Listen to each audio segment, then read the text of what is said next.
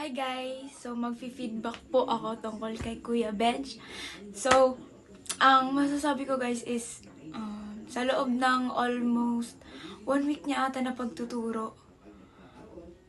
Guys, ang bilis kabisaduhin pag si Kuya Bench yung nagtuturo. Like as in, as magiging ka-close niya pa siya kasi naiintindihan niya at ka-humor niya lahat ng mga natuturuan niya. Guys, kaya sinasabi ko sa inyo, kunin niyo na si Kuya Bench. Kasi matcha-champion ba kami kung hindi magaling magturo yan? Isipin niyo yun, 1 week guys, 1 week. Kaya na namin yung process na yun kahit sobrang dami namin, nakayanan niya mag-isa. Naturuan kami ng ganon kadali.